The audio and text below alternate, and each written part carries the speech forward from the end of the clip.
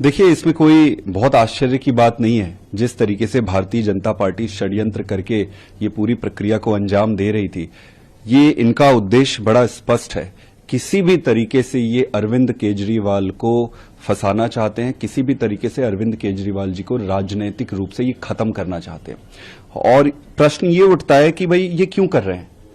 आपके सामने ही होगा कि इन्होंने पूरी कोशिश लगा ली सही तरीके से चुनाव में हराने की, दिल्ली में ये फेल हो गए। इन्होंने पूरी कोशिश कर ली पंजाब में रोकने की, ये फेल हो गए। फिर दिल्ली में वापस एमसीडी का चुनाव ये हार गए। और जिस तरीके से आम आदमी पार्टी का विस्तार हो रहा है, नरेंद्र मोदी जी को और भारतीय जनता पार्टी को यह स्पष्ट हो गया कि इस पार्टी को और अरविंद केजरीवाल को लीगल तरीके से चुनाव में हराना मुश्किल ही नहीं, नामुमकिन होते जा रहा है। फिर उन्होंने कोशिशें की कि काम रोक के इनको चुप करा लो। काम रोक के भी कुछ हुआ नहीं, काम जैसे तैसे मैनेज हो ही गया।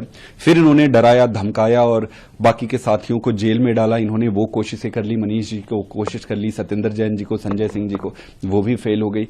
इनको ये बड़ा स्पष्ट हो गया है कि इस आदमी को और किसी तरीके से रोकना मुश्किल है, इसको फिनिश कर दो।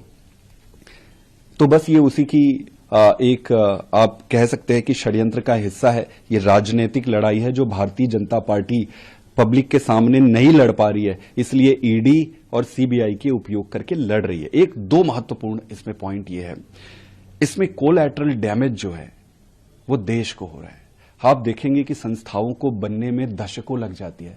भारतीय जनता पार्टी की एक ही देन है कि धीरे धीरे करके सभी संस्थाओं को खत्म करते जा रहे हैं। दूसरा महत्वपूर्ण, दिल्ली की जनता को जिस तरीके से उनके अधिकारों से वंचित रखा जा रहा है, उनके काम नहीं होने दिए जा रहे हैं, ये बहुत गलत है। तीसरा सबसे इंपॉर्टेंट चीज है जो प्रजातंत्र में जनता सर्वोपरि होती है।